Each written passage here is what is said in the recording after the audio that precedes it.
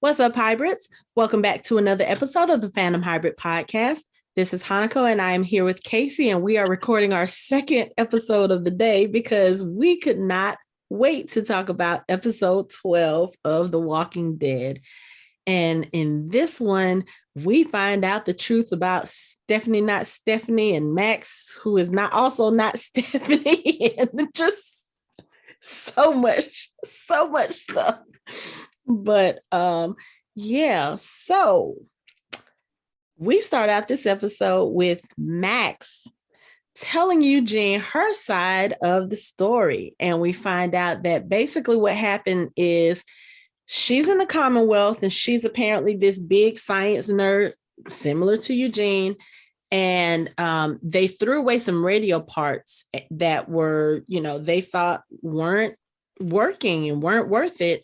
She picks them up, she's able to fix them, and that's when we start seeing the conversation between her and Eugene from her side of things, And looking at her telling this story, she really did seem genuinely interested in him and happy to be communicating with him. And she set up this meeting at the rail yard thinking that they would meet and she would actually leave the Commonwealth, And it just so happens that Big Brother Mercer finds the radio and tells her that he spent his day investigating a communications breach, and that someone, I guess Lance, has heard her side of the conversation, setting up the meet with Eugene at the rail yard. But of course, at that time, they didn't know it was her. I don't think, from what I gather, I don't think they still know it wasn't her. They still don't know it was her. Mercer knew it was her. Mercer knows. But of course, yeah, but I don't think Lance knows it was her. They just know it was a breach from somewhere. Right. And they used it to bring in Shira, Stephanie, not Stephanie, to infiltrate Eugene, find out as much information as she could. And Max had no clue what was going on until the day that we saw, her approach the ice cream stand when Eugene first got let into the Commonwealth. And then when he asked her about the Rocky Road, she recognizes his voice and realizes he's there. But then she sees this other girl who kind of sort of looks like her, and he's calling her Stephanie. And she kind of puts two and two together. And, when she's telling this story, it's interesting because this whole thing started with us finding out about Eugene's heartbreak and him having to reconcile the fact that there was actually another person that he was supposed to be talking to. Right. And she's really upset because Eugene didn't realize it wasn't her. And you know what? And that was going to be my thing. Because in the beginning, when he first met Stephanie and they were talking about ice cream, she didn't even order the ice cream that she said she liked. You know what I mean? The ice cream that they initially got was not the ice cream they had been talking about. So in my mind, I'm like, you ain't paying attention to the details. Like she said, I like this, I don't like this. I like this, I don't like this. So what? So I was confused. Right. Because even me would be like, oh, remember when we talked about such and such? Remember when we said such and such? Something in me would have triggered like, wait a minute, we talked about this. I think Eugene was just excited to be meeting her. And then even Max says when she was talking to her, she was like, I see you standing there with this girl who looks like me using my words and my voice. So she apparently even disguised her voice to sound like Max. Right. And disguised it enough. Because right. On the radio and I mean, ain't no denying Eugene. Yeah. Eugene's voice. Your damn cat. I'm sorry. Yes, that was my cat. My cat, he was settling in the cat tower and the cat tower started shaking. I'm like, okay, are you about to knock this over? Like, what are we doing here? But yeah. I mean, just some of those little things that he should have been, if he wasn't so, a girl's talking to me, he would have known within the first 10 minutes it wasn't up. Yeah, and I'm not even gonna go so far as to say it's just the fact that it's a girl talking to him. It's the fact that it's the person he's been communicating with for months now. Like, she is a living, breathing thing in front of him. And I think he even says it in the episode later on when he goes back to talk to Max. He was like, I was really trying to convince myself that our connection was real, like that I didn't imagine the whole thing. And for someone who comes from Eugene's background, like he tells her, he's always been different and people treated him in that way. And, he doesn't take cues. He doesn't, like, I've said this before. I feel like he has like one of those he's like socially awkward in that sense. And he just doesn't pick up social cues. He doesn't pick up things that would be obvious to you or me or to one of the other people. It's just like, even when things are very obviously staring him in the face, he doesn't pick it up. Like the whole time he was trying to declare his love for Rosita. He didn't pick up on the fact that she was uncomfortable and that she was trying to steer him away from that conversation because she didn't want to hurt his feelings. Like, he didn't get that. Right. So I think it was just basically he was just happy that, oh my God, Stephanie actually does exist, and not only that, she didn't set me up, because remember, he goes to the rail yard and they get bombarded by the Commonwealth. He's thinking, oh, she set me up. And then to finally meet her and to have her, like he said, the fact that she didn't turn away from him or she didn't push him away, that was a huge thing for him. So I think even if he had really paid attention to Max, when he spoke to her, and I was looking at the after the show, and Angela Kane said one of the things that they did with Max's scenes is they didn't reuse the old footage. They reshot the same scenes, but they reshot it in a different way so that we could see it from Max's point of view.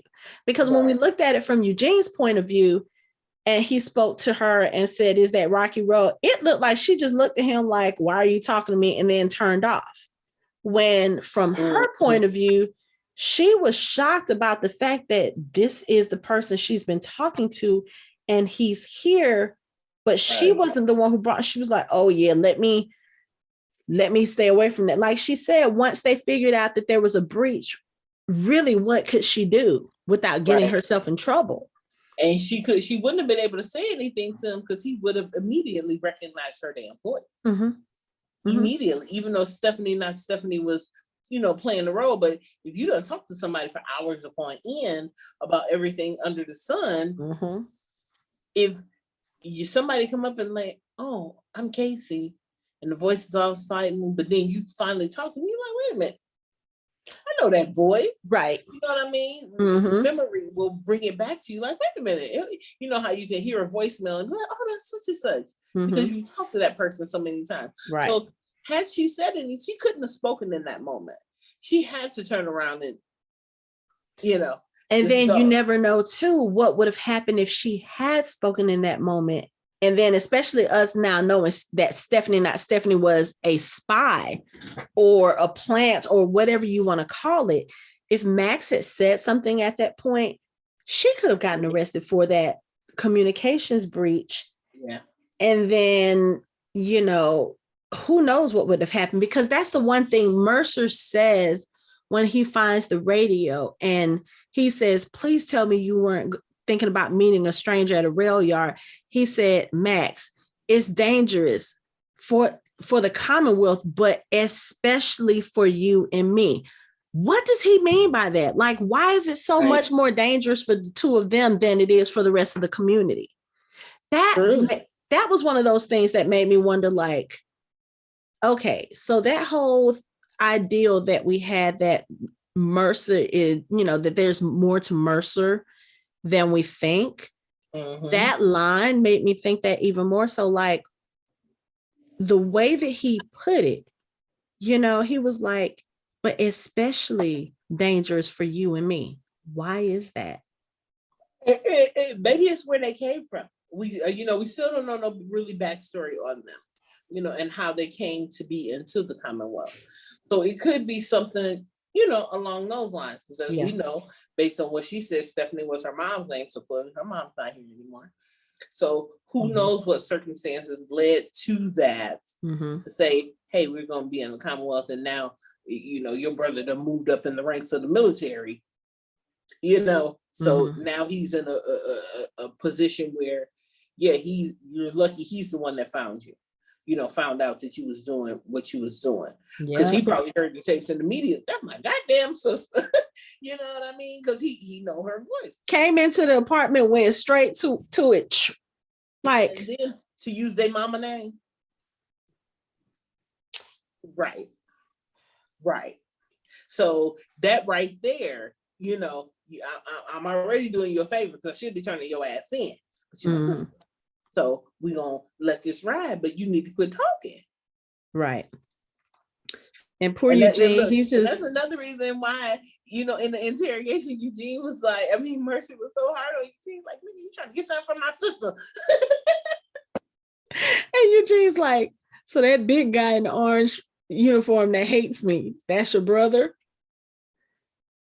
And she's like, she's trying to explain it to him. And Eugene, I guess at this point, he was like, so you're Stephanie? And she's like, there is no Stephanie, I'm Max. And Eugene was like, okay, you know what? This is too much for me. I got to go. Bye. And he just takes off. And she looks so hurt. But at the same time, it's like I said, I feel so weird about the fact that this episode really was about him being betrayed and hurt. And then somehow it ended up being about her. She was mad at him because he stalked off and he went to go apologize to her. I'm like, dude, you got betrayed in a way worse way. Like, yeah, I understand she's hurt because you didn't recognize it. I mean, listening to their conversation, their little geeky conversation, it was so sweet because she obviously is into all the same kind of things that he is. Right. But at the same time, they used that information to get to him. I think he's a little bit more betrayed than you are right now. And I just kind of hate that they kind of turned it around so that he's apologizing to her and trying to make amends to her. And he did bring up, when he had his conversation with Rosita, he brought up the same point that I brought up in the last episode. He was like, I was thinking about how I lied to you when we first met about who I was, about Washington, D.C. And he was thinking about that too. Like, okay, you know what? I lied in a huge way and they still forgave me. They still gave me another chance and they were still my friends, because it took a long time for Abraham to forgive him, but he eventually did, So I think that was why he ended up going back to Max and, bringing her the ice cream as a, peace token and doing the apology, which I understand why he did that. Yes, but I still feel really weird about the fact that they took it from it being a betrayal of his to making it seem like he betrayed her because he didn't recognize her. But this girl did her job well. Yeah, and then he never seen her. It's not like he saw her and knew what she looked like. He never heard her voice. So when I meet you and I'm like, oh, is that Rocky Road? Whatever. You never spoke. So I get it. You should, because she should understand, number one, how he feel, because you realized there was a wrong Stephanie too. You also realized that, but you realized that in the beginning. Dean didn't realize that to the end. So you already had a heads up on what the fuck was going on.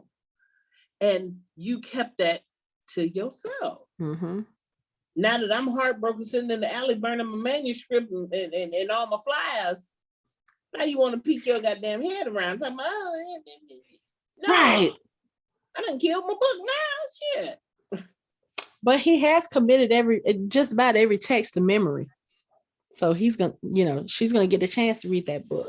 I don't know. I like the fact that I feel like he gets a chance to start again. and in a more genuine way this time.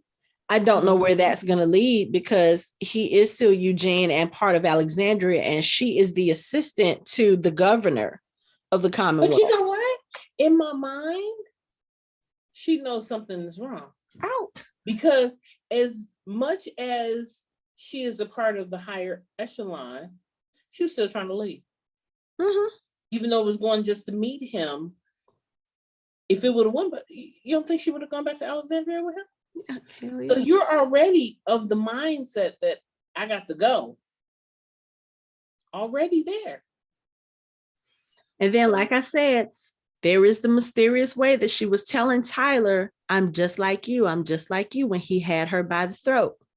I'm just like you. I'm just like you. Did she mean that she was part of the lower class, or did she mean she was part of the resistance? Or she could have meant both, because it's the Commonwealth. But yeah, so I like that.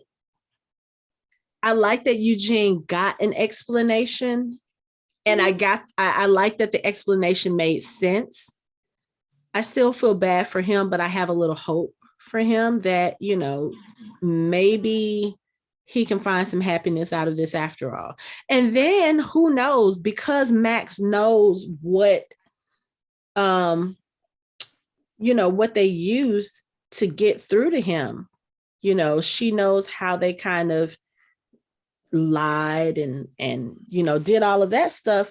Now she really knows that there's something going on. So if there is a resistance and if there is something to uncover, she may be a part of that now. And we've already said Mercer seems like he's got this kind of duality going on. Like, in public, he is the face of the Commonwealth as far as the security, the military, but in the background, they moving bodies without you knowing. And then even just, he's playing the game. When they make this trip to Alexandria and Daryl is not in the Commonwealth suit, Daryl is in his regular clothes. And Mercer's, he's looking at certain things, like when they first get to Alexandria and Aaron is taking Governor Milton on the tour, she asked the question about how do you keep things from failing? How do you keep the walls from falling? And Daryl says, it's a lot of work. There were a couple of times we didn't. And Mercer says, you were one of the leaders here? And Daryl's like, yeah, I guess you can say that, but we all were, and that's one of the things I think I liked about this episode, because of course we have Pamela Milton and Lance, and they're coming to check out the communities because apparently they want to bring these communities into the Commonwealth fold. Now, Alexandria is already kind of sort of there because they're offering aid to Alexandria, and Alexandria's like, oh, okay, well, yeah, we'll go and, we'll go and contribute to the Commonwealth while y'all are helping to rebuild our neighborhoods. And apparently they've offered this to the Hilltop and to Oceanside as well, which, okay, before we get on any of this other stuff, I need to ask a question about Oceanside. How is it that Rachel is the one in charge, and where the hell is Cindy? Because I haven't seen Cindy since they killed a Rod. I said the same thing. So she was in a different hut. But that is just like, so maybe Cindy is in the same place that Luke is in. And Virgil.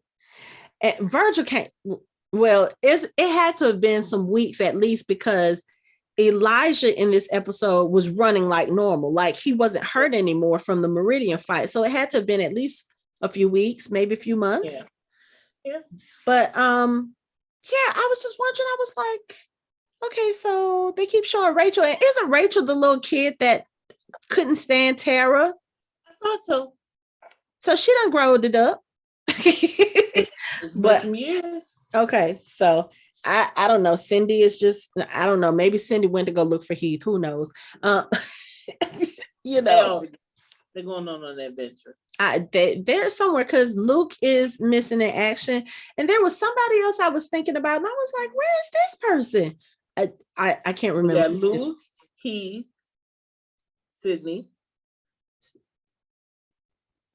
There was somebody else I was thinking. I was like, "There's another face that I'm missing, but I can't think of it right now. It'll come to me later." Michonne. You know, we already know Michonne is missing. We know Negan is missing. We know Rick is missing. So, okay.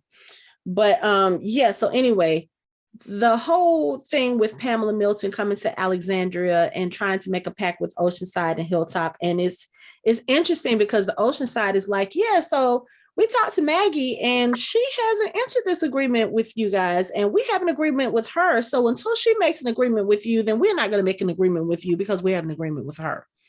Right. And I was like, oh, okay, this is interesting. So I think it's like this episode was trying to they were really focusing on the female leaders of these groups, because even with the whole thing with Pamela Milton going to Alexandria and seeing Deanna's photo, I wondered if they were going to play that whole thing about them knowing each other, because they both were in politics. They were both in the Senate. And right. So she would have had to have known Deanna at some point. So when they brought that in and they talked about her, and Daryl talked about, you know, she built this place for us and blah, blah, blah, blah, blah. The chatter that I have been seeing online is people have been feeling like, oh, y'all just so disrespectful to Rick because nobody mentioned him in this episode. Nobody mentioned the contributions he made to the communities and stuff. And I'm like, they weren't even talking in the context of what Rick contributed. They were talking about the leaders of the community. And let's be real. Yes, Rick was the leader of our group, but when it came to Alexandria, that was Deanna's place. Yeah. She was the one who established that. And yes, they took information that Maggie got from Georgie, and they made the crops and they built the windmill and they did all of that. Rick had nothing to do with that. And that was the point I think they were making with this episode. It's like they didn't mention Rick because he wasn't part of all of that integral stuff. Right. So it was, I think they were basically contrasting the way the leadership was between Pamela Milton, between Maggie, and what she learned from Deanna and Georgie. And one of the contrasts that you see a lot in this episode is just the differences between the two women. Because you can see when they get together and they go hunting, you can see that there is a mutual respect for each other. Pamela respects Maggie, and I think Maggie respects Pamela for what she's been able to do. But there are some things about the way Pamela leads that Maggie is not comfortable with and she does not like. And she points them out. You know, Maggie doesn't hold her tongue. She points it out to Pamela. She was like, you know, you dress better than your people. You live in a better house. You drive a better car. Like, you're getting chaperoned around and chauffeured around. And I'm looking in the background at this, you know, she and Lance are in this camper. She's got a crochet tablecloth, and she's got fresh flowers, and like, she's living in a whole different world. Meanwhile, Maggie is out here on the road with her people, fighting walkers and getting dirty and getting grubby. And I just don't see Pamela Milton doing that. You know, Pamela Milton comes hunting and she's got the hunting gear and she's got the little hunting cap and she's got her proper rifle and her riding and her hunting boots. And it's like such Maggie a contrast. Maggie sees the classism already. Like, I'm out here on the ground with my people. You got a military. I'm the military. I'm the president. I'm the cook. I'm the hunter. I'm the mother. I'm everything out here. Mm-hmm. And you ride around in your fancy ass truck with your let's go hunting by ourselves, and with your guard. And Maggie is over it. You can tell from all their conversations. Maggie is like, bitch, no, ma'am. Yeah, and it took a lot of convincing for Maggie.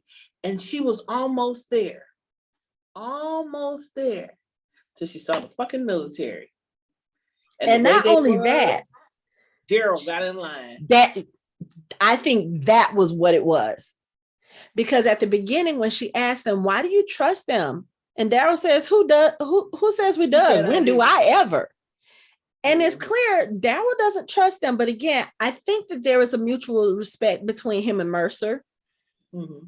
Because they've had to do the things that they do for their communities. But I think like Mercer seeing that, learning that Daryl was one of the leaders of the community or considered a leader in the community, it's kind of like, really, this lone wolf? But yeah, if you think about it, Daryl is one of the leaders. Like, they look up to him, they trust him to do what. But at the end of the day, even though Daryl is talking to Maggie and she's like, why do you trust them?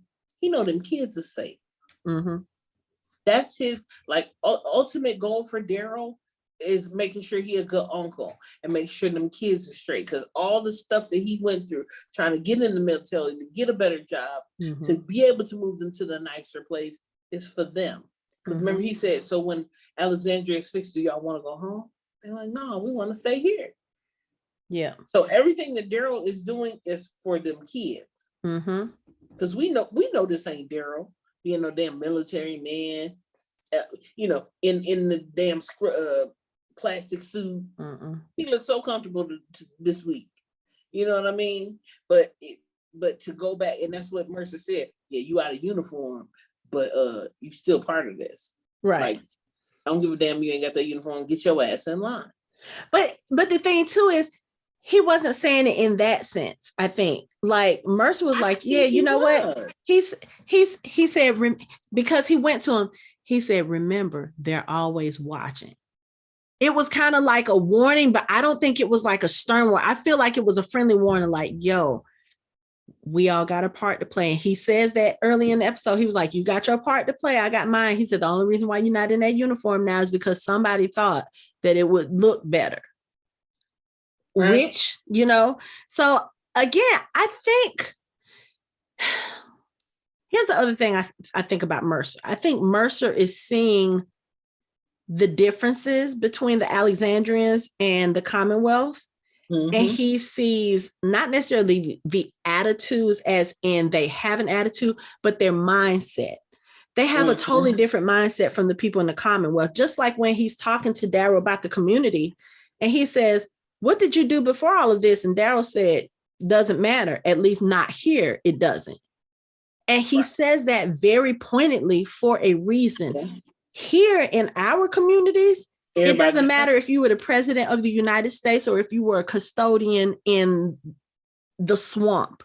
We are all equal. We are all the same. We all treat each other the same. We all work as hard as the next person does. We all pitch in and do our part. And that's not something you see in the Commonwealth, because there are these different levels of hierarchy, of classism, of everything. Daryl was basically telling Mercer, here, none of that matters here. We don't care about that. And when Mercer looks, he's just like, that's the look he's giving him. Because Daryl was like, it doesn't matter here, not to us anyway. It might matter to other people, like it might matter to y'all what we did before this, but we don't care. Yep, Mercer and Princess gonna end up in Alexandria at the end. I hope so, because I think from what I heard, I don't think their comic book ending is very happy. Oh, it's not. Oh, I don't think so. So I've never read it, so your guess is as good as mine. Yeah, I don't know. They're gonna have a bunch of military babies. But this Pamela Milton person, she's I don't know. She's interesting because they're in Deanna's house. That looks like Deanna's old house.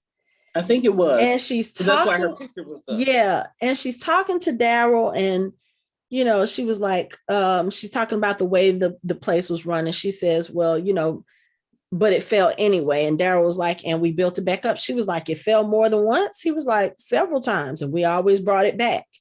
And she looked really surprised, like, y'all would continue fighting for this? Like, y'all don't understand what that community has been through. That community has had a horde go through it, what, 3 times? Maybe more than that? Huge herd. The Whispers, the Wolves. I wouldn't even consider the wolves. I'm thinking more so when that huge herd, you remember the quarry herd that came through there? When Carl got his eye shot out, and we were just talking about this in the last episode with Rick going out, and then this was right after Daryl, Abraham, and Sasha ran into the Savior. So he had that big the grenade launcher, whatever, and so they had a herd go through. Then they had to rebuild it because that was also when the bell tower fell. They done been through some shit. The Whispers done went through there. The wolves came through. The Saviors and the scavengers came through. Like, the Saviors pretty much bombed the place. So and every single time they've built it back up, except for this last time with the Whispers, and that's because they were already on, dire straits there. Right. So. But just, I don't know, her attitude when she sees all of this, and, I'm listening to what she tells Maggie, and, she's like, yeah, well, hearing your stories and, but hold on, seeing what happens, and that all that's convincing me is that there's a natural order to things that needs to be restored. No, it's not. The natural order is what fucks shit up in the first place. Right. And then, if you notice, when Pamela was talking to Daryl, and she asked about how Deanna died, and he was like, she got bit, and he was like, did you have to put her down? Right. And Daryl was like, or did she turn? And Aaron was like, we had to put her down. Yeah. So yeah. So that's something she's afraid of, right? Yeah, there. definitely. Just by her face, I was like, oh, okay. It's good for them. Right. But if you think about it, Aaron wasn't telling the truth, or that was a writer mistake, because that's not what killed Deanna. Not really. Deanna fell on that saw and she got injured, and then she sacrificed herself. Remember they were fighting the walkers trying to get away. And there was a saw, there was a circular saw, and she fell backwards on it and injured herself. That's why she did get bit. Yeah, but that wasn't what ultimately. I mean, no, because she sacrificed herself. Yeah, So, but so I mean, it's just, I don't see Pamela doing that for her people. Hell no, she ain't sacrificing herself for nothing. But I don't know. It's like not even that badass son of hers. Girl, when she told Max at the beginning, when Max was going down her memory lane trip to Eugene, and she was asking Pamela, she was like, is there anything else I can get for you? Ice cream, tea? And Pamela's like, what did she say? A new attitude? Getting her spoiled son in line. Yeah, I was like, really? Max, have the bank cut off Sebastian's allowance or his whatever, his credit line, so maybe that'll get him in shape. I was like, are we really still, like, this is so weird. Are we still talking about cutting off like allowances? And it's I don't know. Our kids just concerned about eating horse meat. The fact that Judah sent that candy, Megan was like, oh God. Child, that baby probably ain't never had candy. Never. He's never had candy.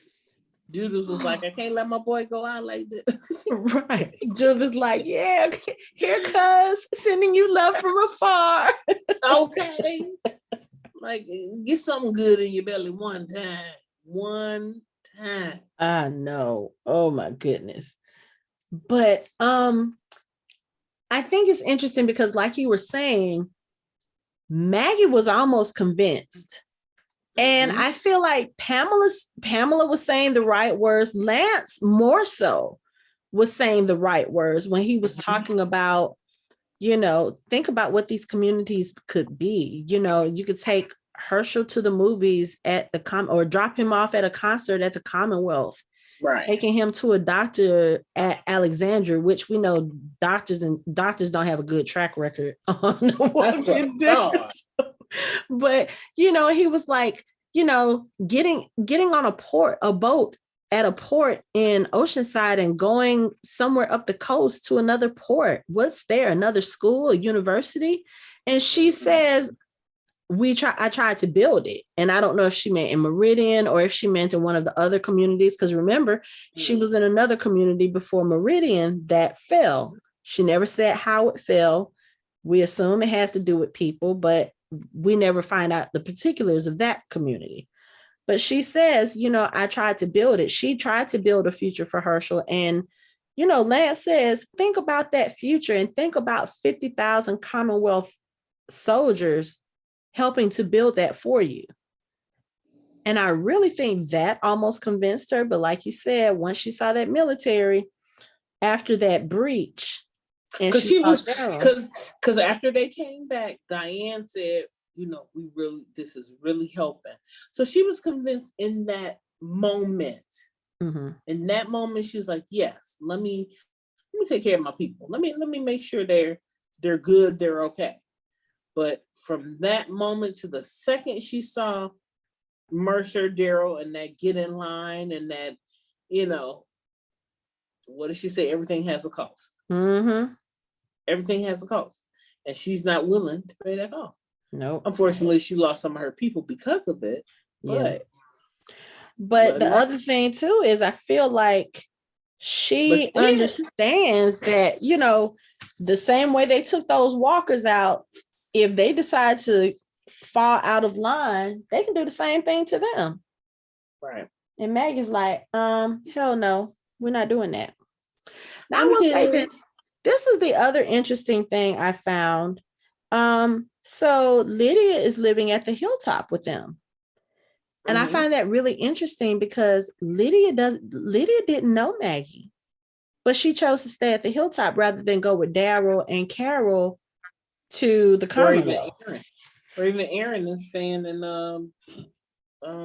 Alexandria. Yeah. I find that very interesting. Because she had to know the story of Maggie and Negan, though. She had to have known that, which surprised. Well, I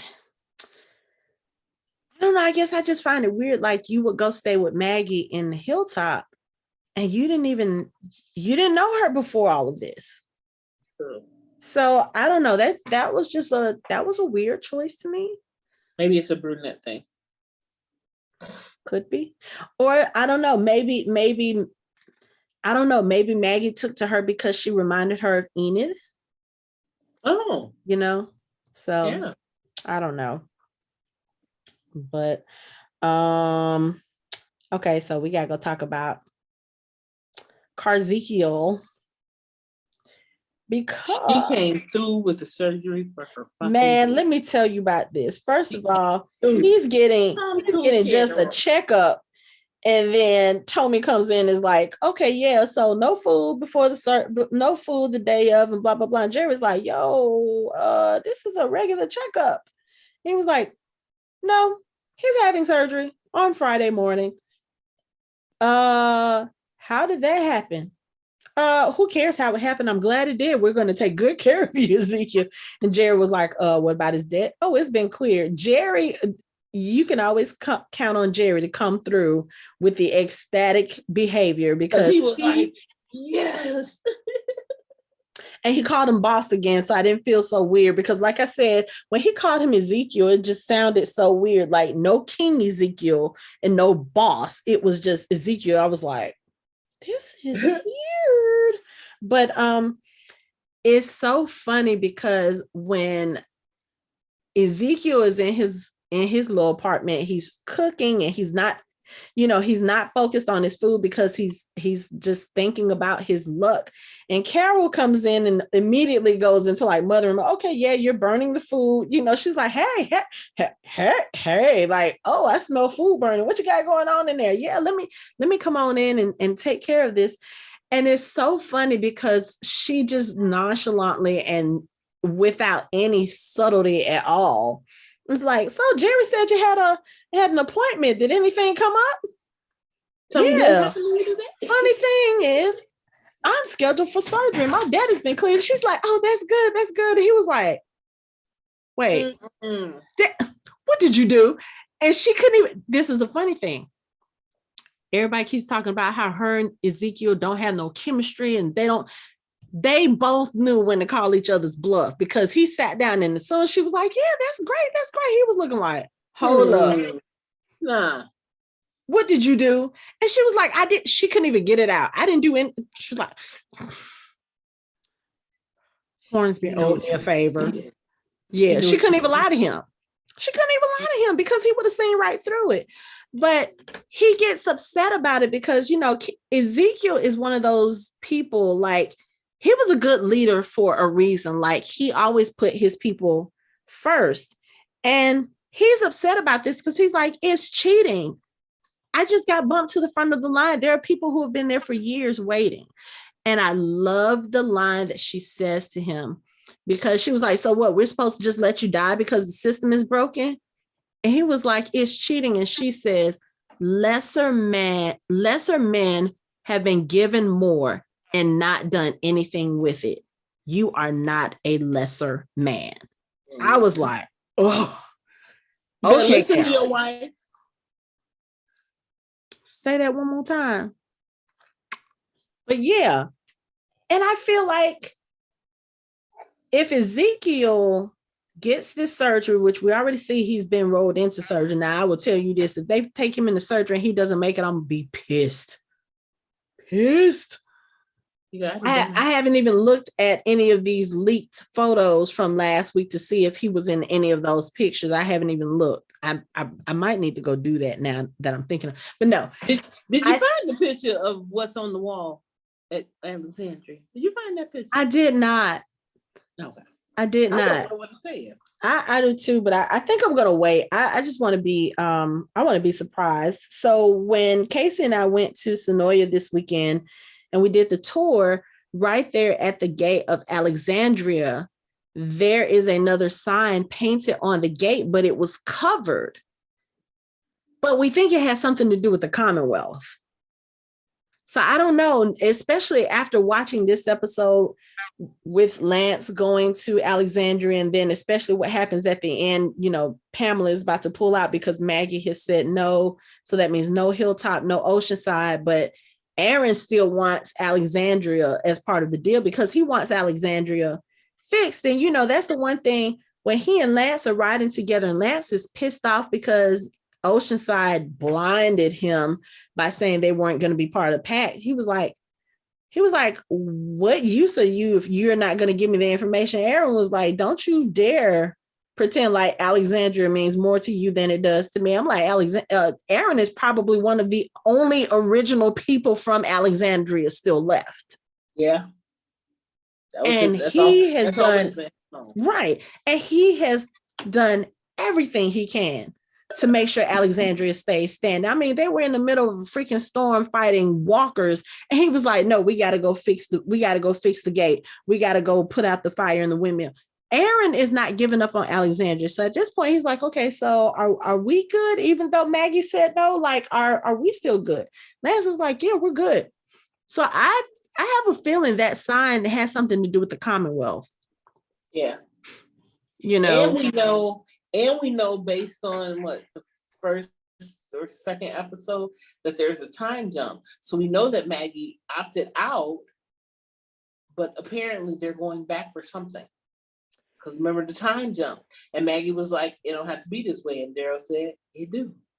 And so I think in some kind of way we're going to take Alexandria. Not Alexandria. And see, I don't know if I think that they're going to try to take the Hilltop. Because one, like we've already established, There is no way Daryl is going to go against Maggie like that. No way. Not after everything that they've been through. There is no way he's going to sit there and be like, yeah, you either do this or else. I don't see him doing that unless the kids are in danger. Okay. And Maggie would not let the kids be in danger just to hold her ground. I don't think that would be her. Now, we do see that for whatever reason, Lance wants these 3 communities in Commonwealth pretty badly. And Pamela makes kind of an assumption towards him like, yeah, I understand why you want these communities, because eventually that means somebody's going to have to run them. It's almost like he's making a power play to establish his own community outside of the Commonwealth, because like Pamela said, when they were on the way in the beginning of the episode, she was like, this seems like a lot of effort for 3 small communities. And that's the other thing that bothered me about her when she was talking to Maggie. She kept making references to these smaller communities, these mini communities. Like what is 150 small state communities going to be against? It was just kind of like one of those where, well, we have the numbers, you guys are just a little piece of the puzzle, so it doesn't matter if we have you or not. That's kind of the impression I got from her. Right. And that was the other thing that bothered me. Now, Lance, on the other hand, makes it seem like all 3 of these communities are important to him for some reason. And in the preview for next week, you see him sitting behind the desk looking kind of dastardly, like he's about to plot something. What's the smile? I don't know. I kind of feel like the whole thing with Daryl and the Commonwealth soldiers and Mercer, I have a feeling that's not exactly what they set it up to be in that time jump. Like, how sometimes they'll show us something that gives us an idea of one thing happening, but it's kind of like an okie doke. Like, yeah, we showed it to you this way, but later on we find out it's actually, yeah. That's what I feel like they're doing with this. It's kind of like they're misdirecting us to make us think that Daryl and Maggie are going to be pitted against each other. I don't think there's any way in hell that would ever happen. So it has to be something else. Maybe it has to do with Lance trying to undermine Pamela, as we see he probably is clearly about to do, because the way he was shooting at those walkers at the end of the episode, I told you, facial expression does not change. That motherfucker is sociopath. What was the creepy face? Yeah. He just, something is going on there. And, looking at the previews from next week, we do see where there's another community apparently out there that Aaron says, we want to try to give them assistance. Bruh. Why? What? Excuse me, not even just the why. What kind of assistance are you going to give them? Your shit is being rebuilt because you don't have anything right now. So you have this new community. What you're doing is reaching out to any fucking body. Like, why would you assess a new threat? Well, you know what though? If they need more allies to fight off the Commonwealth, if that's where this is going, then yeah, I can see them wanting to reach out to somebody. But again, I'm just gonna have to see, because I'm like, why are we trying to get more people in? And then of course in the preview, you see that the Commonwealth soldiers it looks like they're attacking some building. I don't know if it's the same building. I don't know what's going on, but then you see Maggie and Elijah standing over some bloodied Commonwealth soldiers in the road. And I'm just like, what the fuck is going on? What happened? Look, what happened? We was going for 5 minutes. What happened? Right. Right. Like, huh? I don't know. This whole Commonwealth thing is just, it's just so weird. And it's almost like I almost want to go to the internet and just look up and see what happened with the Commonwealth in the comments, but I am not going to do that. Don't do it. But I really I'm just like, there's so many different ways that this storyline could go, because nothing is as it seems. Even with Pamela, like, yeah, I get that she's like the Commonwealth is always first. That's what she tells Lance. But here's the other thing that was interesting. So, I always pick up on people's, like, the little things that they say that other people might just kind of gloss over, whatever. So when she's talking to Lance, she says something about, you've been ambitious all of our lives. I thought they was gonna say they were brother and sister. That's what I was wondering. Like, are they brother and sister, or are they brother and sister and he's like the illegitimate son? Because you remember her father was president of the United States before the world fell. So I'm wondering, is it something like that, or were they married at one point, or there's like, they have a relationship. There's something there, because again, she treats him with such disdain. So I feel like there's either a familial tie there, or there was once a relationship, and I don't know, but thinking about them two in a relationship is weird.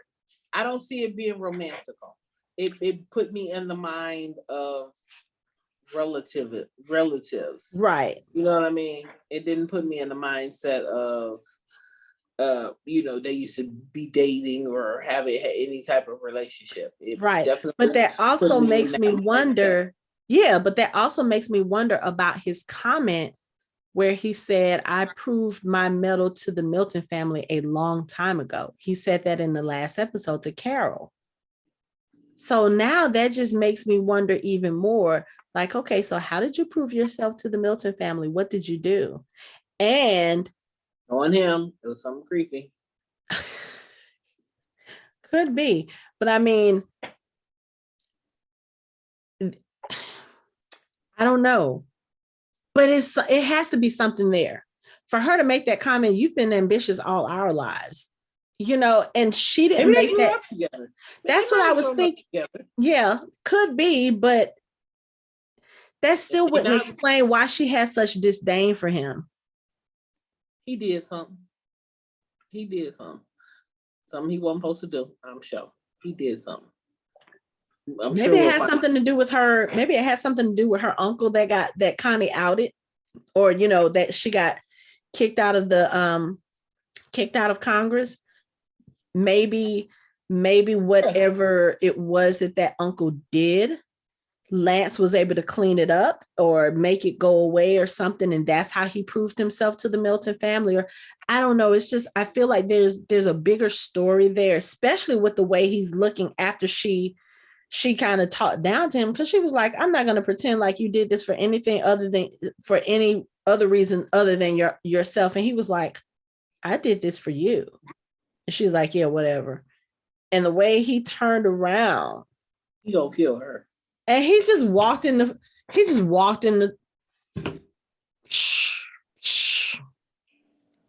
and again with that same stony, not moving, like that same weird facial expression. He's just like, I don't know. That dude is creepy.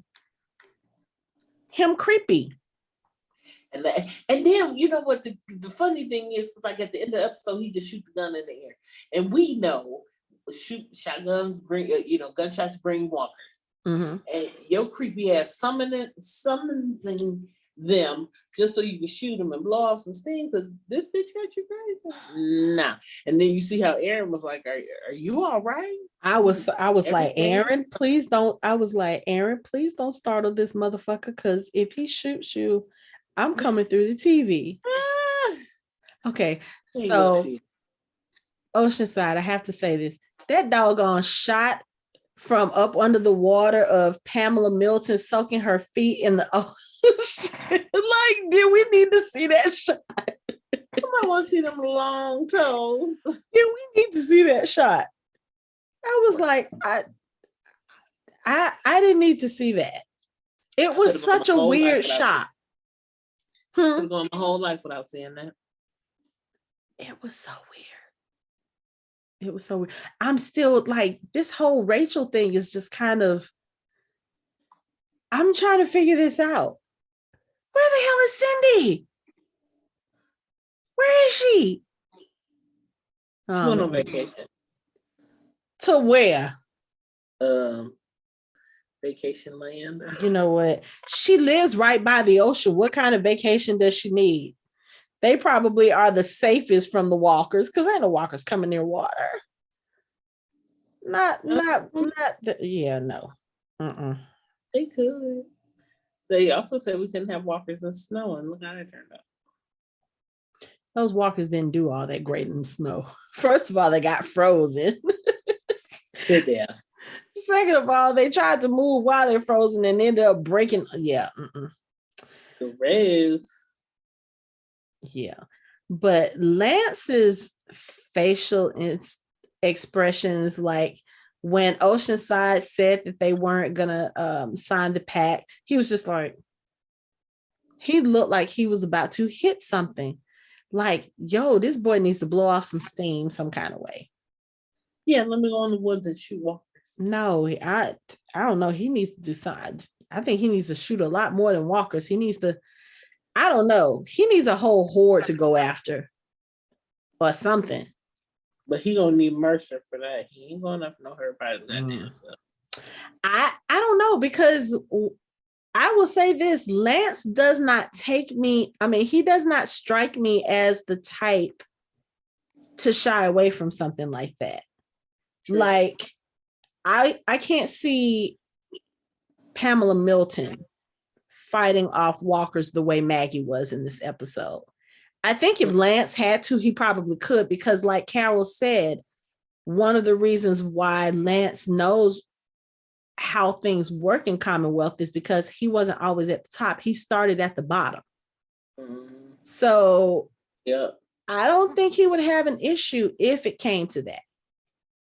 You know? Of course not. Why would he? You know, Pamela Milton, on the other hand, she's just sitting there looking like, just put on that creepy ass smile. You know what?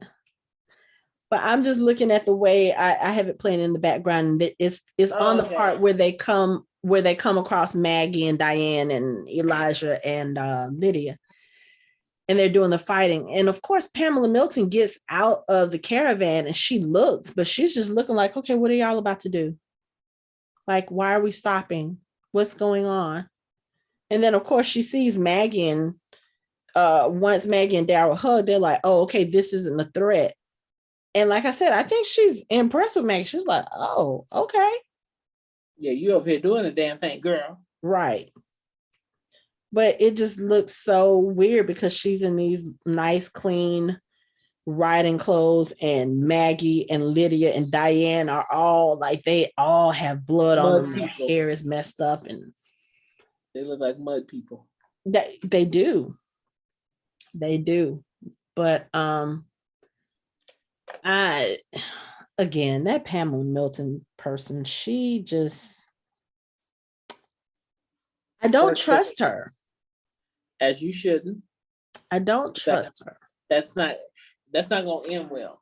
It's not gonna be the downfall of the CRM, but somebody's gonna assassinate her ass. I mean, not CRM, Commonwealth. Yeah, but again, I have the CRM is going to come into play in there some kind of way. Absolutely. Especially since we had our everyday Rick Grimes dressed as a CRM Rick Grimes in Sonoya this weekend. There's a cosplayer in Sonoya. He goes by everyday Rick Grimes, and when I say he is a doppelganger for Andy Lincoln, if you go to our Instagram or Facebook or Twitter pages at Fandom Hybrid, you will see pictures that I posted from this weekend when we went to Sonoya. And I posted a picture with this guy. And when I tell you the questions I've gotten, like, oh my God, was he that? No, that's not him. It's a very, very close lookalike. But somebody else did ask me when they saw the picture, he said, so is this a spoiler? I said, well, technically it's not. If you've paid attention to The Walking Dead and you watched The World Beyond, then you will know that Rick is with the CRM. Now, in what capacity, we don't know. We don't know. We don't know if he's a captive. We don't know if he's actually one of the soldiers. We do know that, I will say we can assume that he is most likely there against his will, because I don't see him leaving behind Judith and Michonne on purpose. Like the minute he was healed enough to go home, I would have expected him to go home. But of course, they probably have told him, okay, no, we saved your life, so you have to do ABC for us. And if you don't, then we'll go to your home and do whatever, because we already know the CRM is not beyond destroying folks' home. So technically speaking, Rick probably is with the CRM. Now, will we find that information out this season? I think we will, but we don't know. I say yes. I think we will. I hope we will, because you can't tell me Andy just showed up in Atlanta while they're filming the last few episodes and he ain't do nothing. You are not about to. I do not. And somebody had to have seen him in something for Everyday Grimes to cosplay as that. Well, I won't say that necessarily, because again, if you watch The World Beyond, and if you watch The Walking Dead, that's kind of a natural assumption that he might be part of the CRM. So, I mean, it's a good costume choice. I mean, nobody else is going to do that right now, especially since it hasn't been seen, but why not? Give us some hope. Because I will admit, I loved seeing him in that uniform. I don't like the CRM at all, but I do like a man in a uniform, and Rick Grimes, and I can imagine it. He can work it. So yeah, but I don't know. I still think that is going to come to play. The CRM have to make an appearance. They have to at this point. I don't even care if it's the last 5 minutes and then they're telling us the Rick Grimes movie and whenever. Not 2024, as Casey says. 2023. I wouldn't mind getting now. No, because why? Yeah, we got 2022. We got Carol Darryl. 2023. We got Maggie. Carol and Darryl and Maggie and Negan's spinoffs are both coming in 2023. Oh, then it's gonna be 2024. No, because here's the thing. Why would Maggie and Negan be in New York City where the CRM is, or where the CRM headquarters was? That's the case, as far as the research lab. Them four should go together. No, they're not gonna go together. I know that. They probably will meet up at some point, but all four of them together, Carol, Darryl, and Maggie with Negan would not survive that trip. Hell no. He would not survive that trip at all. They'd be like, yeah, you know what? We know you helped, but now that we're thinking about it, we having a little bit of flashbacks of, the circle. Yeah.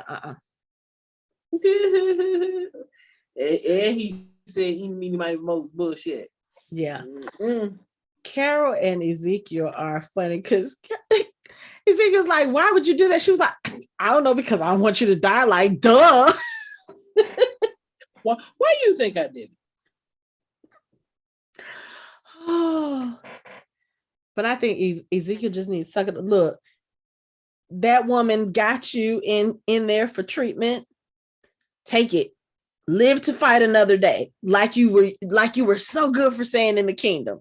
Live to fight another day. And then you can fix the broken system and all this other stuff. And, because my thing is, and I know it has to do with the fact that they're bringing money into the whole thing. But my thing is, all of y'all are fighting to survive. If y'all have the means to fix these people, fix these people. But without stipulations. Yeah. Just tell them y'all have opioids over here and get everybody fixed and just be done. Like, I don't understand why we're going back to this bullshit system that we already know doesn't work. But it's been working for the CRM. I mean, for Commonwealth. In their mind, for certain people in the Commonwealth, but the people who have been sitting there for years waiting for treatment, it's not working for them. Just like that shit doesn't work in this real life now with people having to wait because they can't afford health care or insurance or whatever the case may be. Right. Like, why would you go back to that? Because that ensures that certain people are going to be in power and certain people are not. True. I don't disagree with you. I don't. But I need more Eugene and Rosita scenes in my life. Because it's been so long. Hold on. Why she cover up the baby and the baby was woke? She didn't, because they were right near the water. She didn't want the mosquitoes to get to her. Is that what it was? Mosquitoes still exist. Because and I'm while I'm sitting here tripping, I mean, it could be that could have been it. I mean, they're sitting right there on the water. What's always around water? Mosquitoes, at least down here. We in the South. So they not technically, they in the North. Well, yeah, technically, but according to them. I know. According to them, they in the North. And in the North, we cover up babies even though they ain't sleep. Yeah, but I need more Rosita and Eugene scenes. I do. I love their friendship. I love that dynamic, especially since, you know, their friendship has always been kind of weird, but especially with the 3 men and a baby type thing, you know, with Sadiq, Father Gabriel, and Eugene. Just seeing how she related to each one of those men, like they all were different things in her life at that time. Like Sadiq was the baby's father, but they were still close and they were good co-parents. Gabriel was her partner and they related well and took care of Coco and co-parented well with Sadiq. And Eugene was like the kind of like the third wheel, but he was also her best friend. You know, after everything that they had gone through, that was the person that was his best friend, her best friend. And he was still like, okay, if I can't love you the way that I want to love you, then I'm still going to love you and just be there for you. And I like that dynamic of their relationship, even though I felt sad for Eugene, because I was like, okay, Eugene, you deserve love too. But their friendship has always been an interesting one. Right. And we don't see enough of that. And I was so glad to get this scene. And, you know, just listening to her just kind of, it's different because usually she was the not the not so optimistic one. You know, she was the one that was always kind of really cautious and, you know, not. That was before she had a baby, she was trying to keep safe. Yeah. Yeah. That's true. But I love the way that, you know, she sees something is wrong with him and she just Eugene, give it up. What's going on? Get it out. Right. Get it out. Because who's the one person he's going to listen to? Rosita. Rosita tells him to do something. He's going to do it. But he lied to her. Because I think he realized if he told her the truth about what happened, about Stephanie lying to him so that they could get them there, she would immediately pack up, be on her way with her middle finger up to the Commonwealth as she's walking out the door. If she finds out that they hurt him in order to get them to come there and they don't even know why, oh yeah, she's going to be pissed. She's going to be pissed and she's going to be like, oh, y'all manipulated the situation to get us here. Why? Right. What's the purpose? What's the reason? What do I need to be looking out for? Because again, Rosita has really good instincts. And unfortunately, I think right now she is a little comfortable because of the stability that it gives her daughter, you know. But yeah, I think he did that really to protect her. That's why he was asking all those questions. Are you happy? So you have hope for the future and you're excited. And he didn't want to break that for her.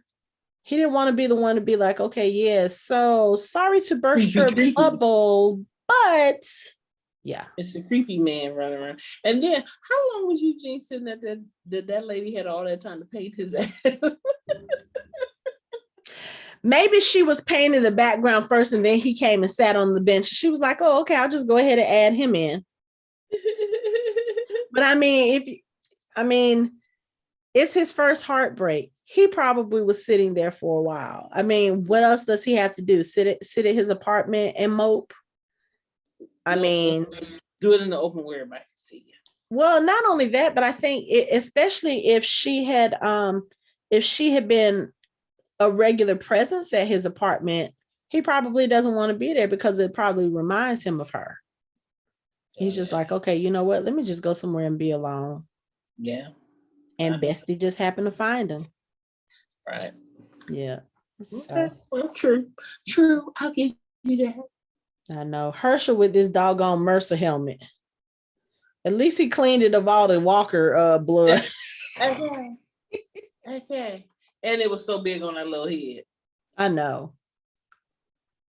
But you know what? I like this episode, but Pamela Milton, man, there's some shit to come. And you know what? I'm gonna say this too. I'm gonna say this too. Why do I feel like Lance set up those walkers to come towards the end? I don't know. I almost feel like he found some way to draw them there, because if you look at one of the walkers, the line that was supposed to be the alarm for them with like the cans and stuff, it was tied around one of their waists. I don't know if the walker just actually like pushed through it and it just ended up staying stuck on him. But the way that she got up when they called Swarm, and Lance's look, of course, again, he had that little creepy smile. I was like, did he do that on purpose? Like to make her see, oh, look what we can offer you. You know, you're always in danger. You're always on alert. Here are our military. They can take care of all of this with one shot. Bam, bam, bam, bam, bam. Threat eliminated. Right. But then, you know, my thought with when they was cracking off all them damn, why no more walkers come? Because they was using guns rampant. Well, because they only had one shot down for the group that was along that little fence line. But everybody, because even like when Pamela used her gun, I'm like, we don't use guns around here. Well, okay, so this is what I'm thinking. So you remember how Alpha had that really, really, really huge horde, and they pretty much collected a lot of the walkers and they went over the cliff. I'm thinking they took most of the walkers that were in that area, like especially the large hordes, because that's what Alpha did. And that's what Beta did. Because remember all of those like thousands of walkers when they were surrounded in that the building. There were thousands of those walkers that they had to get through and that they pushed over the cliff. So I'm thinking the walkers that are coming around now are probably stragglers, like they're probably not in large hordes, and they can take care of the smaller hordes like that. I think the reason why there's so many coming in this episode is because you have the Commonwealth people there. They're making more noise. They're fixing things. They're building things. They're pitching tents in the front of the hilltop. They're distributing supplies. They're, the military, they're giving them orders. There's a lot more activity, a lot more noise, depending on the way the wind is blowing, the sound is carrying. So the walkers are turning towards that direction. So that's what I'm thinking. But I'm thinking there's probably not a lot of walkers in that area anymore, because most of them probably were destroyed with Alpha's group. And the ones that are around now are just kind of passing through the area, and they just happen to hear something over here. Oh, let's go see what's over here. Right. I kind of think that's what it is. Okay. Could be.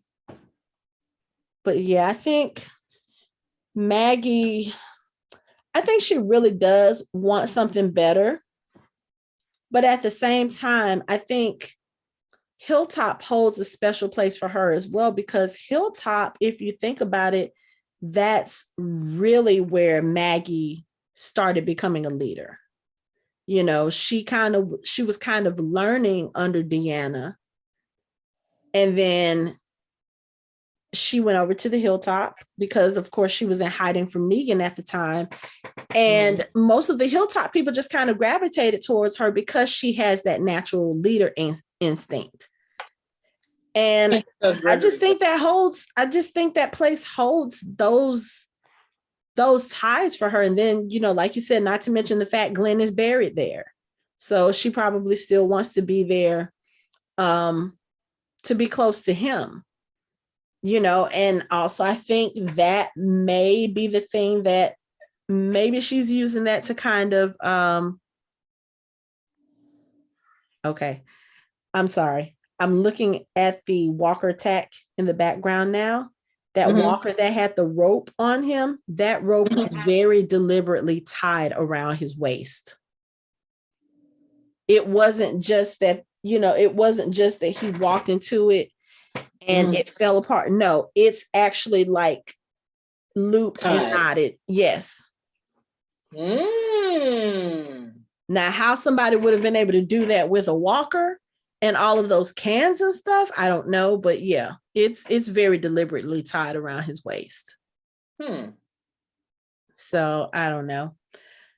But yeah, like I was saying, as far as Maggie, I think with the Hilltop, because that's where she kind of established herself as a leader, you know, that's where she, if you think about it too, us talking about Maggie's evolution and, you know, her kind of going from that very quote unquote good person to that kind of person who is in those shades of gray, just like most of the people on the show. That's where she had to make that first hard decision. She had to hang Gregory because he attacked her, in order to make a point that, you know, this kind of behavior will not stand. You can't just attack me and my son and think it's still be walking around. You know, she had to make that decision. She had to make the decision regarding some of the saviors who were there. You know, they lost people there when the Walkers attacked, you know. So the Hilltop holds a lot of emotional ties for her. And I think that might be one of the reasons why she wanted to go back, because even though Alexandria is there and she was there and she was helping with Deanna, you have to think about it too. Alexandria is where Rick held Negan, you know, against her wishes. He, you know, allowed Negan to live in Alexandria. And this was after he told her, hey, soon I'm gonna be following you. Yeah, not so much, because you did this thing. And I understand the reasons he did it. You know, he was trying to honor his son's memory. And he was trying to, I think in a way, he was trying to do what Daryl talked about, you know, a couple episodes ago. He was like, what, we keep surviving so we can keep doing this wrong, so we can keep killing each other. This is wrong. And I think that was what Carl was trying to say. You know, at some point, somebody has to stop and we have to start doing things a different way. And I think that's what Rick was trying to do. And Maggie just wasn't ready to do that at that time. Absolutely not. And now she's had to deal with things in this world where she's had to make those kinds of hard decisions. You know, like, okay, old boy that was on the train in the Acheron episode, like, dude, you took off with all the supplies and left, and now you want us to let you in with the Walkers behind you just because you said sorry? Yeah, you know. Your ass to be there. So I think it's interesting that she's there. I think it's going to be interesting to figure out, like, hopefully that we'll get some kind of explanation as to why she decided to go back to the Hilltop. Because I mean, why not stay in Alexandria and help them fix out Alexandria? There's plenty of room for all of y'all. It's not like y'all have a huge community left. Right. You know, because most of her people from Meridian didn't even make it. I think there's a few that I've seen, but Elijah is the only consistent face that we've seen, because all of the other consistent faces that we saw from the Meridian group, they were all killed. So yeah. But I am curious about this whole Maggie and Daryl confrontation, because I still don't think that's exactly what it was. I think that was just the way that little clip was presented to us. You know, it had no context. We don't know what was going on. So I'm gonna hold out hope, because again, I don't think Daryl would go against Maggie, especially not for the Commonwealth. No. There's a reason for that. Mm-hmm. We haven't figured it out yet, but there is a reason for it. We're gonna figure it out. It's gonna definitely have something to do with Lance's ass. Mm-hmm. We already know. I feel like, because if you look at it in that way, they would actually then have to take Oceanside as well, because they're in alliance with Hilltop. Mm-hmm. So, we're gonna have another fucking war? No. Right. Because then Daryl would be going against the thing that he said to Leah. And that's who is still out there, by the way. That part. That part. She's still out there somewhere. So I don't think we've seen the last of her, but yeah, I don't know. So what is the age difference between Eugene and Max? Because Max looks pretty young. Well, he looked like a sugar daddy with that young tender. Because they grade him right here. Yeah, he got a little bit of gray, but that don't mean nothing, because I know people who have been prematurely gray, and I mean, think about it. They are in a zombie apocalypse. It's not like they have vitamins and all this other stuff to keep them looking a little bit younger. They've been living rough for a long time. So I don't know. I think Eugene, given his quote unquote credentials that he lied about, but you know, Eugene does have some smarts, and I think he did used to teach. I would probably put him at like maybe late 30s, early 40s. But Max she looked like she could still be in her 20s, which I guess in a zombie apocalypse, age is relative once you get to a certain point. Like, as long as she's not in her teens, it's cool. But I just wondered, because she looks kind of young to me. And Mercer doesn't look that old. So I'm just curious. The look on your face is hilarious. Me? Yes. Oh. Oh boy, but I do need them to give her a better wig. It looks store. No, it looks like she took Hope's wig from The World Beyond, and that's what she's wearing. They only have one wig. Pass this around. I'm just saying, it just that her wig has bothered me ever since we first saw her. It's just, I don't know. It's just weird. Maggie looks so hurt when Diane says she's leaving.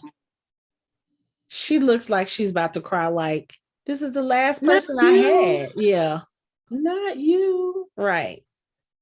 But I mean, like Diane said, she's like, I can't live like this anymore. And I shouldn't have to. Like, I've been doing this for a long time. I can't. I'm tired of having blood in my hair. I'm tired of, fighting for scraps of food. Like, Maggie came back with those 2 birds, and they were like, this is more than we've had in 2 weeks. Oh, okay. And I thought by this point they had probably scared all the animals away, but That's what I thought too. Like, you coming back, y'all went hunting. But I will say this too.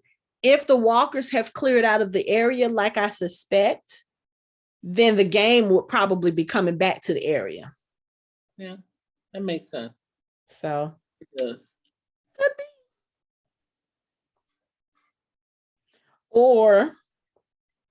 Or Pamela and Lance probably brought some extra birds with them and planted them in the forest. I mean, I'm not saying they would do that, but how long Maggie and them been out there? You don't think they searched everywhere and looked for chickens and goddamn boars and horses and shit? Right. And all of a sudden, you come in, there's a swarm up ahead. So while the group is taking care of that, Governor Milton suggested that we go hunting. Huh? In the middle of a zombie apocalypse, hunting with guns?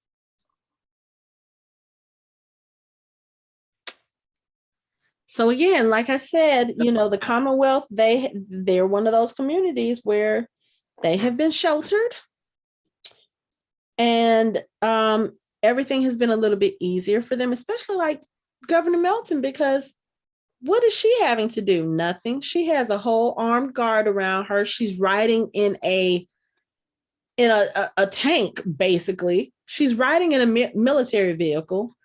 So she's got protection. She's got the guards. She's got her fancy clothes. So if they get into some real trouble out there on the road, she ain't gonna be able to do shit. Not shit. She'll be able to shoot, but bullets only last for so long. And you done spent most of those killing walkers and hunting on this trip. But guess what? I'm just saying something ain't right with them. It's not gonna be. And something ain't right with this dude for real. He's just... Who you looking at? Lance, of course. Creepy. I don't know. Okay, so let me see. Yeah. Okay, here's the other thing. Where's this church? Because Aaron was walking into a church. And then you have these people coming out. You got somebody who's been attacked. And Elijah saying, someone we must know sent him. And then they're going into this building. You've got dead Commonwealth soldiers. I don't know. I don't know. There's a lot going on in that that preview. There's a lot. A lot. We'll just have to see. We gonna see. I know. So Eugene probably has another friend now. Lance. Now he gonna get some from two girls. I think you're gonna have to wait for that, because I think if Max found, I don't know if he would have told Max that he was of the uninitiated, but if he did and she finds out that he no longer fits that status, then yeah, he might have to wait for a while, because she's gonna be like, oh, not only did you not realize it was me, it wasn't me, but yeah, we gonna see. That might have to wait. We gonna see. Yeah, that wig is really bad. It's really bad. They need some black hair care people on shows that have black people on. You need at least one hairstylist. Whole other conversation. At least one. Whole other conversation. But yeah, let's see. Ezekiel better come back from the surgery, because we didn't see him come back. We just saw him go. Girl, him telling Jerry no pineapple on pizza is not right. I was like, yeah, that's the anesthesia talking. That's the drugs talking. It was like, no. I was like, why is he saying no? Because at first when Jerry said that, he was like, ice cream and pizza all around. And Jerry's looking like, yeah. And Ezekiel said no. I was like, is he telling them that he's not going to do the surgery? Like, it's a little bit late for that now. And then he was like, no pineapple on pizza. Girl, when I tell you, I started hollering in my house. I said, really? You eat pineapple on pizza? I do. I like the Hawaiian pizza. It's very good. You're nasty. It's very good. Disgusting. I love it. I don't even see how this happened. What? I love it. It's really good. You have to try it sometime. But yeah, it'll be good to not worry about Ezekiel. But now I feel like, okay, once he gets this tumor, I feel like he's still going to be in danger. You know, because we talked about it, like, yeah, they're probably setting us up like they're going to cure him of cancer just to kill him in some other way. I'm gonna be really pissed if they do that, but I have a feeling it's coming. Right. Just because, again, Carol and Daryl spinoff, I don't see her. I just don't see her leaving Ezekiel again, not after going through all of this. Right. She's not going to do that voluntarily, because there would have to be something major for her to decide, okay, you know what, I can't do this anymore. Right. And there is nothing else major left except for him. There's no child, there's no so let's talk about rumors we heard while we were in Sonoya. So while we were doing the location tour, the golf cart tour, we were told of a casting announcement that was made for The Walking Dead. And they are looking for, did he say they were looking for twins, like infant twins that are biracial or mixed, Black and something? I don't know if he said it was like Black and white mixed, Black and Asian mixed, or whatever, but it's kind of like a mix. Yeah. They're looking for some mixed babies to throw in the bunch. And I'm like, but they're filming the last, like, they literally started filming the last episode. My God, it hurts so much to say that. They started filming the last episode this morning. So I don't know, maybe those twins are going to be like a time jump finale type thing. Like we get to see how people are doing in the future, kind of like the family picnic scene we saw right after Glenn and Abraham died, you know, where we saw all of them at the table and Sasha was pregnant and all this other stuff. Maybe we'll see something like that, but it'll be an actual, like, oh, maybe Eugene and Eugene and Max end up having children, or somebody said Carol and Ezekiel, because yeah, we know Melissa is in her 50s. She's not gonna leave if she have a baby. You're right. So cross them out, and plus he about to die. You know what? I was just about to call you a bad name for saying that. But, you know, I don't know. Maybe we'll get a time jump, and it's Rick and Michonne having more babies. I don't know. I mean, nope. I don't know. I do have another. It could be Eugene and motherfucking Max. Yeah, it could be, or it could be Mercer and Princess. Mercer and we'll go with Mercer and Princess. Mercer and Princess, so they can end up in Alexandria. Yes. You know what? I like that. I like that, because Mercer's gonna be like, fuck the Commonwealth. Yep. He's gonna go live with his princess. Okay. I like that. That's our theory. I like that. Princess and Mercer about to have a baby. Yep. I did hear one other rumor, but we've already agreed we're not speaking on that one. Which one? I'll tell you later. Okay. I don't remember. We heard some things this weekend that it was kind of like, no. Oh, I know what you're talking about. You know what I'm talking about? Okay. Yeah. So we are not going to share those. We talked about the fact that somebody leaked set photos that I'm not going to say what they were, but people have been reposting them without a hashtag, without a spoiler warning. Really? Girl, it was all over my timeline last week.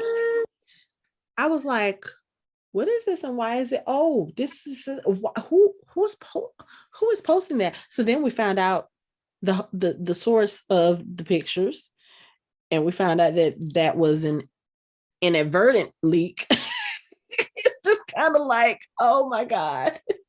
We found out a lot of stuff in Sonoya this weekend, but yeah. And then Fandemic is coming up next weekend. Yay. Still trying to convince Casey to come on. You ain't doing that next weekend. Come on. You don't know. You come on. I know you got a vendor event, but you know what? You can come like before and after or Sunday or something. Yeah. We're gonna figure it out. Well, Sunday already, we're gonna be back in Sonoya. So yes, we are. We're going back, but this time we're going to the viewing party that the camp, which is another Walking Dead based fan event. They're doing a viewing party at McMaster's Barbecue because Nick and Norman's is already sold out because that is the same weekend of Fandemic, and everybody who came in for Fandemic decided to buy tickets. And this was before I found out about Fandemic, so I was like, oh, okay. So yes, we'll be doing some more TWD stuff. Hopefully we can get some kind of recording. Oh, okay. I was thinking, I was like, we just watched the episode. That's the next one. Mm-hmm. So hopefully we can do some kind of recording next weekend in Sonoya, and it actually worked for a change. Might have to see if I can borrow a video camera from someone. Yeah. So we'll figure it out. But we got good pictures, and there'll be a lot of people there. We know some of the stars will be there. I think they may show up, or who knows. But next we're gonna have to look and see which what shirts we're gonna wear. Yes, we have. We got a little time to try to figure it out, but we're gonna have something. Gotta have something good. And this time, Casey is going to bring business cards with her because we got a lot of people. We got a lot of people who stopped us about our shirts, and we actually have matching masks that Casey made. So, and she's done this before. We had our Mercer and Princess shirts. We had our I Am Negan shirts, and I think there were some other shirts that she's done. So yeah, we're gonna look forward to some fun next weekend, and we're gonna wait and see what the hell is going on with the Commonwealth, and what is Lance trying to do, and what is going on with all of these dead stormtroopers. And what the hell is going on with the new community? Like, who are these new people? Are these people that we're actually going to like get to know, or are they going to be there just for one episode and that's it? Like one episode. We already dealing with enough. I know. We already got enough shit going on. But if they're going to end up fighting the Commonwealth, or Lance is doing the resistance, I don't know. I don't know. I don't think it's going to be another war, number one. And I think the people who we run into or are going to be the ones who kill these Commonwealth soldiers. Just saying. Might be. That's my theory right now. Because that one chick who walked out of those doors in that preview, I was like, oh, she looked like somebody you don't want to fuck with. That's right. She walked out hard like, why y'all in my spot? Fuck y'all want. Right. Came to the door. Who the fuck am I doing? No. Who came without calling? Who showed up over here without calling back? But here's the other interesting thing too. Father Gabriel was with Aaron. In the preview, Father Gabriel was with Aaron when he said, there's a new community. We want to reach out. We want to reach out to them for some help. Father Gabriel was there. So he's not in the Commonwealth anymore. It'll be interesting to see why. Yep. Okay. Cool. We're gonna stay tuned on that. Mm-hmm. Yes, we will. But for now, that's it for our show. You can find us online at www.fandomhybrid.com. We are on social media on Facebook, Instagram, and Twitter at Fandom Hybrid. You can watch our videos on YouTube and listen to us on all major podcast streaming platforms. Thanks for listening. We hope you join the conversation next time.